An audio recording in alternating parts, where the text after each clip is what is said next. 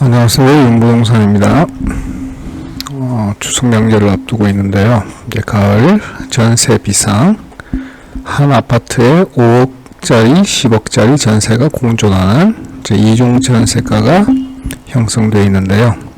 내년 하반기, 내년 8월이 되면 패닉이 올 것이다 라는 기사입니다. 작년 2020년 7월 31일부로 계약갱신 청구권이 발효가 됐죠. 그래서 1+1이 끝나는 시점이 내년 7월 말이기 때문에 그때부터는 전세 세입자들이 굉장한 패닉을 겪게 될 것이다 라는 얘기입니다. 자, 전세값 이중 가격 현상은 고착화되고 강남구에는 2억 차이가 난다. 실제로는 더 나고 있습니다. 자, 임대차 입법 시행 후 오히려 전세값은 급등을 하고 있죠. 갱신 청구권 사용한 갱신 계약이 내년 8월부터 이제 만료가 되어 갑니다. 자, 그렇게 되면 임대료를 2배 올려줘야 하는 세입자들이 생겨날 텐데요. 이 사람들은 이제 패닉 상태를 겪게 될 것이다 라는 얘기입니다. 자, 임대차법 전월세 상한제 계약갱신 청구권 시행 이후 전세 신규 계약 보증금과 갱신 계약 보증금 간 차이가 벌어지는 전세 가격 이중 가격 현상이 심화되고 있다. 자, 강남권에서는 같은 단지 내 전세값이 2배까지 벌어지는 단지도 등장했다. 이게 서울 지역에만 해당되는 얘기가 아닙니다. 울산 지역도 마찬가지입니다. 2년 전에 2억 5천에 복산동의 효성 해링턴 전세를 계약하셨던 분이 지금 신규로 계약을 하시려면 전세가가 4억이 넘습니다. 이런 올해 실제로 전세 계약이 된 것도 보시면 2억 5천과 4억대가 공존하고 있습니다. 광역시에도 지금 이런 전세 이중 가격이 형성되어져 있습니다. 그럼 2억 5천에 전세 사셨던 분이 계약갱신 청구권을 행사했더라면 내년까지는 안정이 되겠지만 그 후에는 어떻게 될까요? 2억 5천에 전세 살던 사람이 4억 이상의 전세 자금을 댈 수가 있을까요? 그때가 되면 패닉이 생겨날 것입니다. 물론 가을 지금 추석 지나고 난 전월세 시장도 마찬가지일 겁니다. 왜냐하면 그 전세 가격 때문에 주인이 들어와 살겠다라고 전세 세입자들을 내보내는 현상도 간간히 생겨나고 있기 때문이죠. 자, 3억 원대 전세 거래는 갱신 청구권 행사된 계약으로 3억과 5억 5천만 원의 계약이 일어났다는 얘기입니다.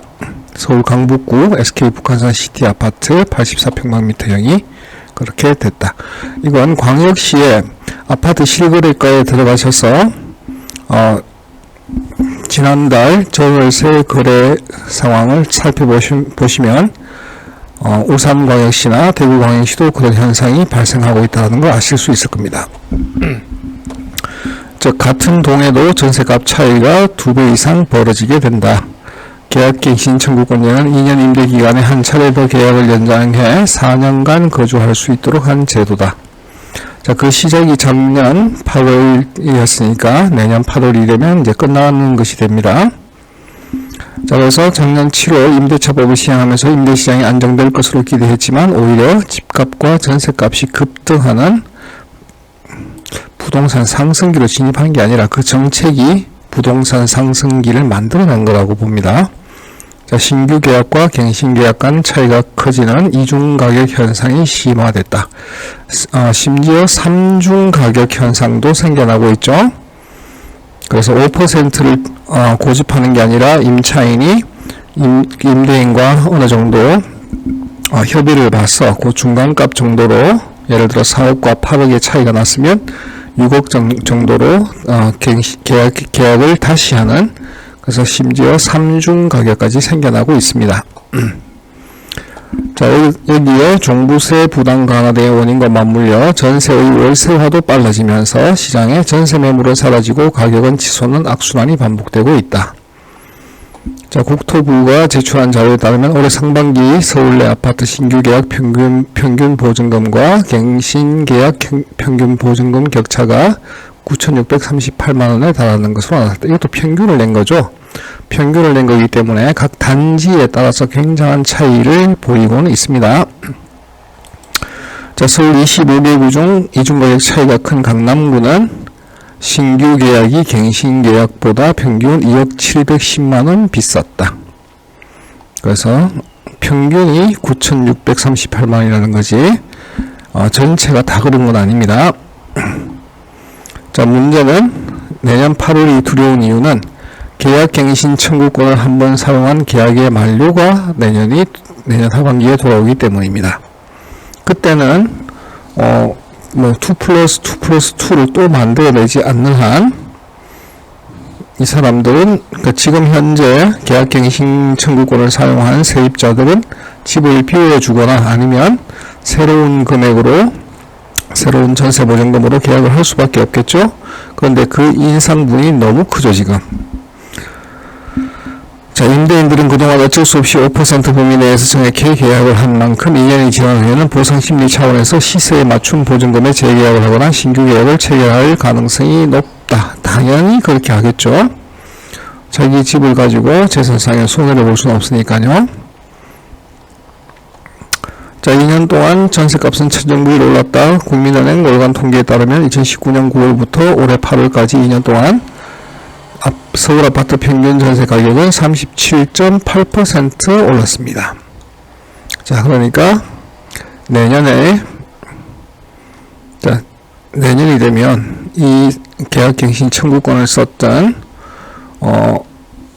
그 정부 발표에 의하면 70%가 넘는 재계약이 이루어졌고, 그 중에 청구권을 쓴 사람이 한 50% 정도 된다고 얘기를 하니까요.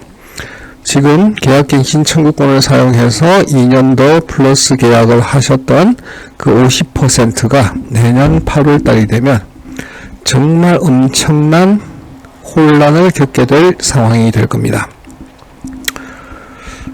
그렇게 되면 지금 대단지와 나홀로 아파트 사이의 갭이 좀 나 있는 상황인데, 그 갭이 점차 메꿔지면서 나홀로 아파트들, 그리고 좀 괜찮은 빌라 등의 가격도 광역시 위주로 다시 한번 상승할 수밖에 없는 그런 힘든 상황이 오지 않을까라고 생각을 해봅니다. 내년 8월이 정말 두려운 이유는 계약갱신 청구권을 더 이상 사용하지 않는 사람들이, 못하는 사람들이 시장에 물밀듯이 나올 것이기 때문입니다.